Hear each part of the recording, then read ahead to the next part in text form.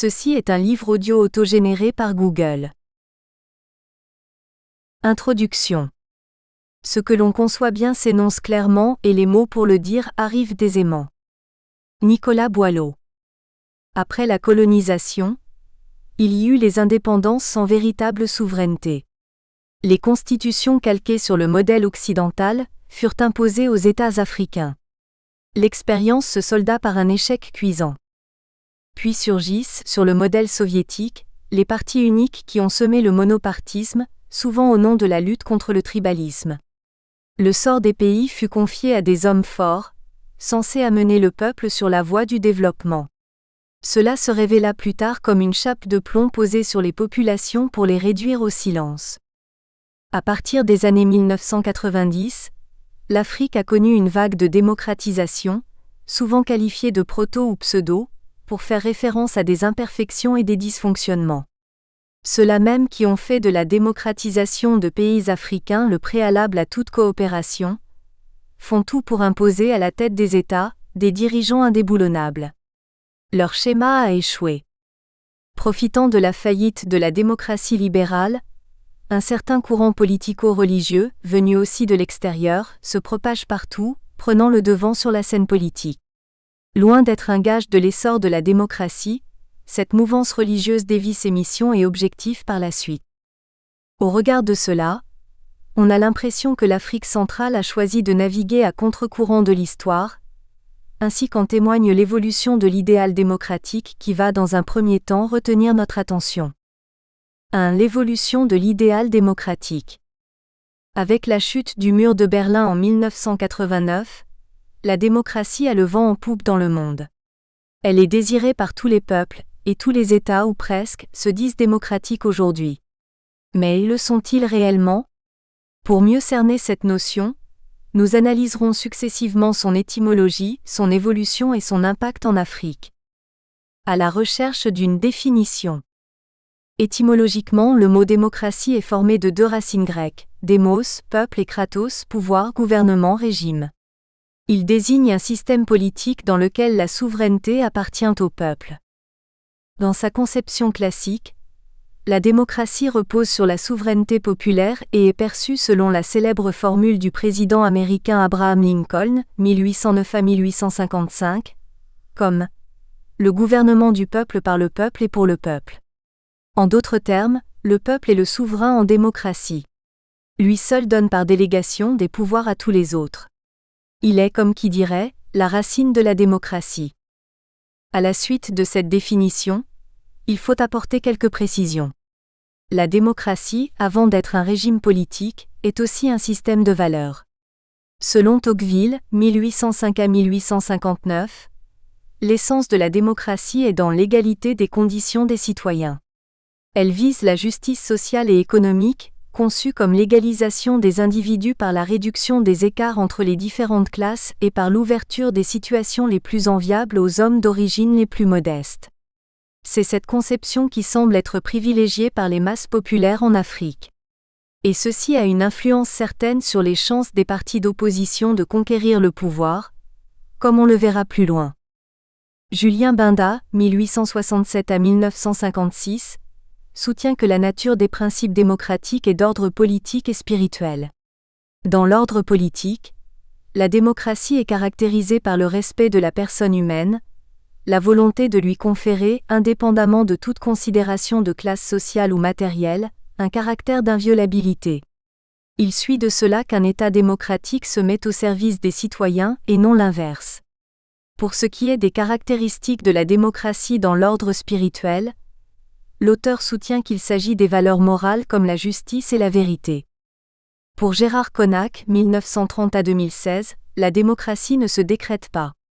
Elle s'invente et elle se vit. Elle ne se fait pas partout de la même manière. Elle n'est pas et ne saurait être un prêt-à-porter consommable en tout lieu et en tout temps, de la même façon. L'amour de liberté et d'égalité n'est l'apanage d'aucun pays ni d'aucun peuple. Il est universel. En revanche, le choix de la forme de gouvernement, des institutions et des lois donne aux hommes la liberté d'adapter la démocratie aux circonstances et aux mœurs toujours particulières dans lesquelles ils vivent. Qu'est-ce qu'un régime démocratique ? Publiée en janvier 2007 à Addis Abeba, la Charte africaine de la démocratie a établi des principes en fonction desquels est apprécié un régime démocratique. Primo, tous les citoyens possèdent à l'égard du pouvoir un droit de participation vote et un droit de contestation, liberté d'opposition.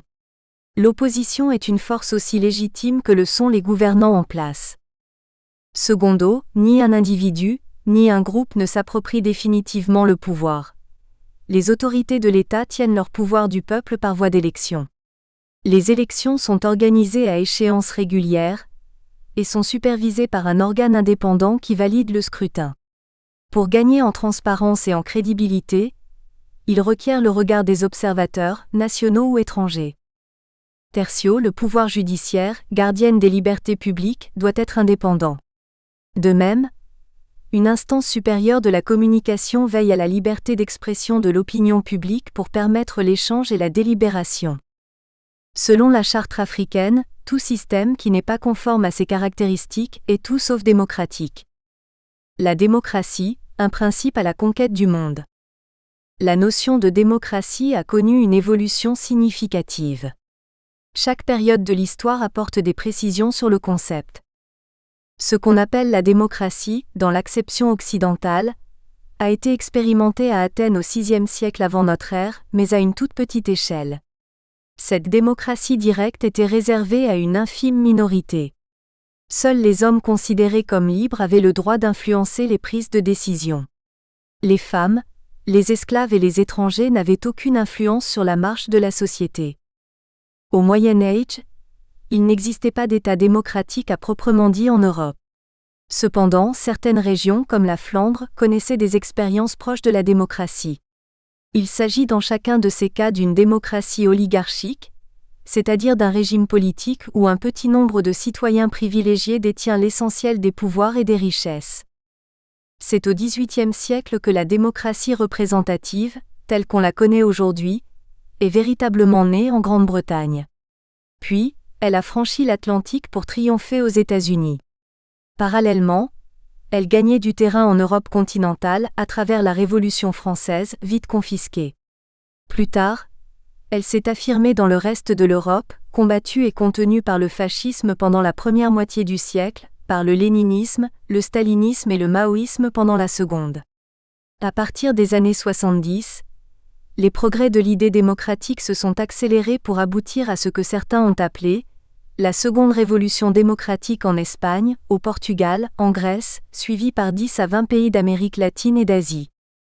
En Afrique, il y a eu, dès les indépendances, un multipartisme sans démocratie. Il a été vite remplacé, dans les années 65, par le monopartisme. C'est en 1990 que le vent de la démocratie a secoué le joug de la pensée unique en Afrique.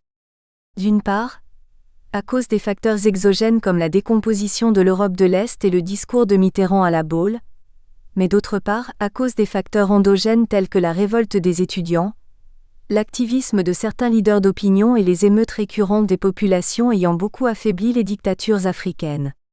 C'est grâce à la convergence de ces facteurs catalyseurs que bon nombre des pays africains ont basculé dans le camp démocratique. C'est ce que nous tenterons de démontrer pour les 3 pays d'études, au chapitre suivant.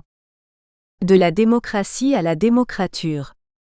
Tocqueville croyait à l'universalisation inéluctable de la démocratie, et rien ne permettait de penser à un affaiblissement du pire des régimes à l'exception de tous les autres, comme disait Churchill. Autrement dit, il y a un idéal démocratique et une pratique démocratique. À l'exception de quelques avancées démocratiques accomplies çà et là, plusieurs États africains, à peine ouverts à cette nouvelle orientation politique, reviennent à l'autoritarisme.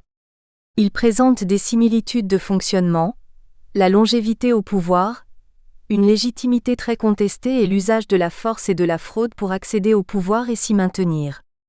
Ils cumulent en effet d'un côté l'architecture apparente et la rhétorique d'une démocratie moderne, de l'autre un exercice du pouvoir autoritaire et démesurément centralisé. Ces démocraties hybrides sont des democratures. Il existe cependant un aspect que les chercheurs n'ont pas suffisamment analysé. Les relations entre démocratie et nouveaux mouvements religieux restent encore un champ peu défriché. Il nous paraît intéressant d'étudier le rôle de plus en plus grandissant des religieux dans la vie politique en Afrique, ce que nous tenterons de démontrer dans la deuxième partie de notre ouvrage. 2. La clarification conceptuelle. Pour un meilleur éclairage scientifique, nous précisons 3 termes clés de notre thématique, le processus démocratique. À ce niveau, nous insisterons sur l'un de ces critères, l'alternance démocratique et les caractéristiques que celle-ci implique pour les régimes qui se disent démocratiques, A. Puis, nous nous focaliserons sur le principe de laïcité, B. Pour finir, nous ouvrirons une brèche sur la notion de secte dont la signification est bien complexe, C. A. Le processus démocratique. Le terme processus peut être défini comme une suite d'actions conduisant à un but défini. Il contient entre autres, l'idée d'une marche vers un objectif bien identifié.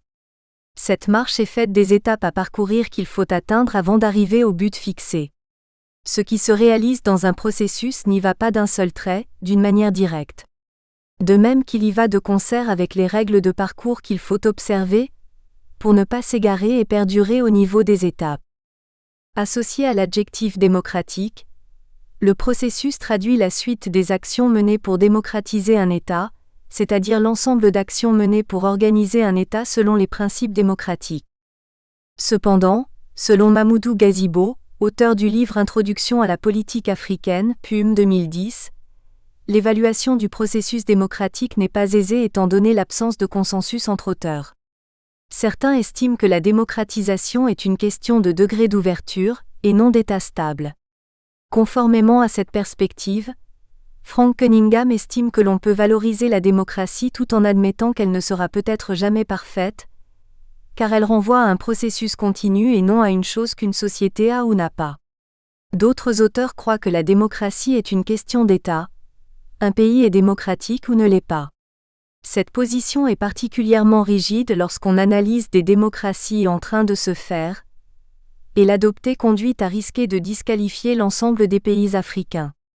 C'est pourquoi il est plus utile de suivre Cunningham, ce qui n'empêche pas ensuite d'évaluer la démocratisation en s'attachant à des pratiques politiques plus profondes.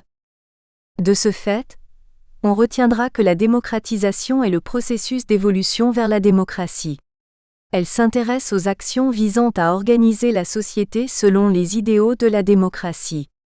Par conséquent, la décision de démocratisation doit traduire la volonté d'assurer le respect des libertés civiles et politiques, de mettre fin aux pratiques néo-patrimoniales et de pacifier la compétition pour le pouvoir. En effet, la démocratie implique tout d'abord l'égalité civique. Dans une démocratie, les citoyens sont tous soumis aux mêmes lois et ne se distinguent les uns des autres que par leur mérite. La pauvreté ne doit donc empêcher personne de prendre part à la vie de la cité. Le but n'est pas d'assurer les mêmes ressources à tous les citoyens, mais de garantir l'égalité de tous devant la loi grâce à l'impartialité de la justice. L'égalité des sujets de droit est l'une des conditions de l'existence d'un État de droit. La démocratie implique aussi la liberté. C'est la liberté reconnue et assurée de tous les citoyens, même les plus modestes, qui garantit l'existence d'un espace démocratique dans la cité. Assurer les libertés fondamentales de l'individu est donc une autre condition de l'existence de la démocratie. Au sein de l'État, la liberté des citoyens est garantie par la séparation des 3 pouvoirs, le pouvoir législatif, le pouvoir exécutif et le pouvoir judiciaire. Car si 2 de ces pouvoirs se confondent, comme c'était le cas sous la monarchie en France, la liberté des citoyens et la démocratie peuvent se trouver menacées, d'où la nécessité de disposer d'organismes de contrôle tels que les cours constitutionnelles au Gabon et en rez-de-chaussée. En Afrique, même dans les pays dits libres, on observe des atteintes à la liberté en raison de l'absence d'autonomie effective des pouvoirs exécutifs, législatifs et judiciaires, mais aussi l'indépendance d'autres corps tels que la presse. Le professeur Mamoudou Gazibo parle d'une domination écrasante du pouvoir exécutif qui subordonne les autres pouvoirs. Au Gabon par exemple, l'exécutif transforme le pouvoir législatif en simple chambre d'enregistrement et le pouvoir judiciaire en bras armés pour éliminer les opposants. Il présente aussi des caractéristiques propres aux démocraties délégataires dans lesquelles, une fois en place, les élus se comportent comme s'ils avaient un chèque en blanc et ne se sentent plus responsables devant leur mandant. Enfin, La démocratie implique que la vie politique soit organisée de façon à permettre l'expression de toutes les opinions. C'est le pluralisme politique. Il s'exprime par la tenue d'élections libres au cours desquelles le peuple élit ses représentants au moyen du vote ou suffrage universel, égal et secret.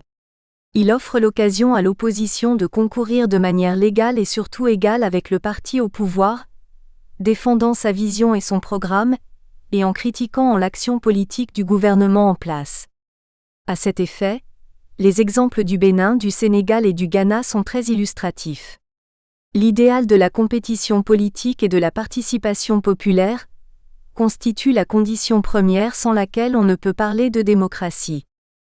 L'évaluation de la démocratisation en Afrique centrale montre de grandes disparités entre pays et la persistance de nombreux défis, dont l'instauration de l'alternance au pouvoir.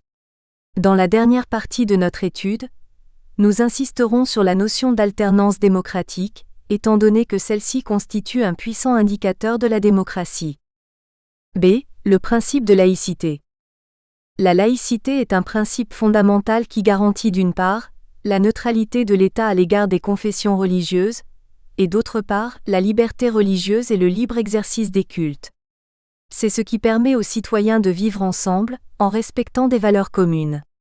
Nous allons d'abord nous étendre sur la notion de laïcité, avant de traiter de son usage vicieux dans les pays africains. La laïcité, garant d'un État démocratique.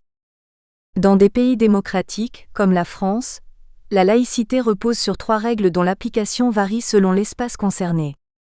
La liberté de conscience, selon l'article 1er de la loi du 9 décembre 1905 relative à la séparation des Églises et de l'État, la République assure la liberté de conscience. Donc nul ne doit être inquiété pour ses opinions, même religieuses. La laïcité impose à la République une obligation de neutralité et le respect de toutes les consciences, mieux, la tolérance. Elle assure aussi bien le droit de changer de religion que le droit d'adhérer à une religion ou de ne pas en avoir, sans autre limite que de respecter la loi. Les citoyens sont libres même de croire en n'importe quoi. La liberté de culte, l'article 1er de la même loi poursuit. La République garantit le libre exercice des cultes sous les seules restrictions édictées ci-après dans l'intérêt de l'ordre public. Les cultes sont des réunions publiques qui, en tant que telles, restent placées sous la surveillance des autorités dans l'intérêt de l'ordre public. L'État les encadre sans les diriger, ni s'ingérer dans leurs affaires.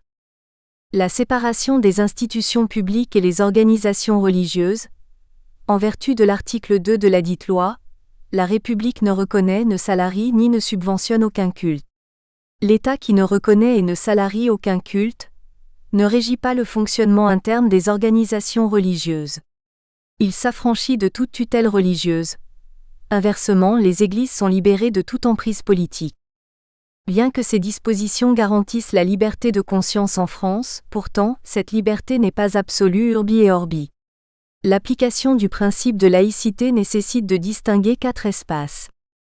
L'espace privé, c'est l'espace où la liberté de conscience est absolue, où l'on est totalement libre, sous la seule réserve du respect de la loi. L'espace administratif, c'est l'espace de l'État, des collectivités locales, des services publics, bâtiments et locaux publics, etc.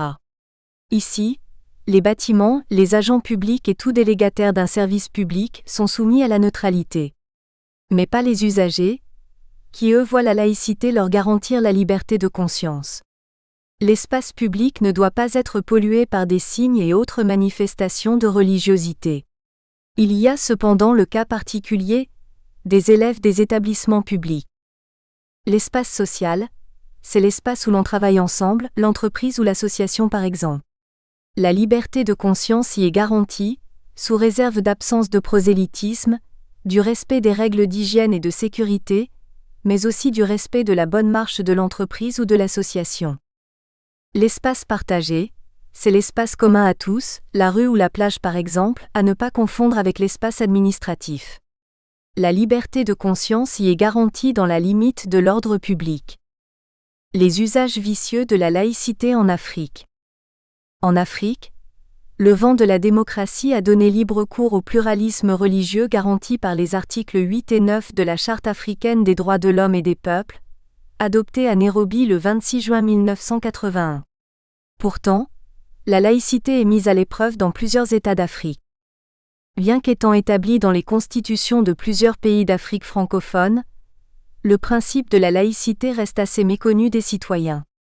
Rares sont ceux qui connaissent la réalité qu'il recouvre. Ainsi, chacun prend prétexte sur la liberté religieuse pour créer sa secte. Au nom de Dieu, les pasteurs les plus véreux promettent de délivrer les personnes vulnérables des chaînes de la pauvreté économique, sentimentale, relationnelle.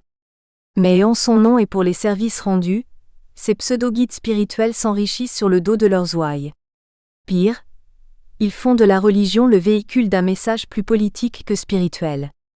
L'historien Elikiam Bokolo relève une conséquence de cette politisation outrancière des religieux. Lorsqu'on voit comment nos institutions sont gangrenées par les églises de réveil qui sont une catastrophe sur le plan spirituel, social, politique et culturel et qu'on sait que ces églises viennent des États-Unis, on ne peut que se dire que tout est fait pour empêcher le mouvement de la société civile d'aller en avant. Si vous interrogez ces nouveaux hommes d'église, vous serez tout surpris de les entendre parler si souvent des biens de ce monde, et de trouver des politiques où vous croyez ne voir que des religieux. Tous revendiquent une double identité à la fois mystique et politique. Ces soi-disant envoyés de Dieu se camouflent sous les oripeaux de la religion pour ankyloser leur soif de pouvoir. Ces bergers politiciens ont parfaitement compris qu'en Afrique, l'alliance du trône et de l'autel paye. La politique est le plus grand pourvoyeur d'emplois et de richesses. Sans diplôme ni compétences, beaucoup bénéficient des mêmes traitements princiers que les hommes politiques de carrière. Cette pratique a donc implicitement forgé, dans la mentalité d'un grand nombre d'Africains, l'idée selon laquelle le religieux et le politique peuvent se mélanger. Auréolés de succès, beaucoup vendent au prix fort leur bénédiction et leur influence aux hommes politiques les plus riches et puissants. Quand leurs propres intérêts convergent avec ceux des tenants de pouvoir, ils cèdent très vite au compromis pour ne pas dire à la compromission. À ce titre, ils deviennent des pasteurs recruteurs et transforment leurs ouailles en bétail électoral, chantant même les gloires des chefs d'État les plus controversés. Mais quand les mêmes intérêts sont menacés et qu'ils se heurtent à ceux du pouvoir qu'ils prétendent combattre, ils se servent des mécontentements populaires, manipulent leurs troupeaux de fidèles, s'affichent comme seigneurs de guerre pour défendre leurs intérêts. Nous espérons que vous avez apprécié cet aperçu. Pour continuer à écouter ce livre audio sur Google Play Livres, utilisez le lien dans la description de la vidéo.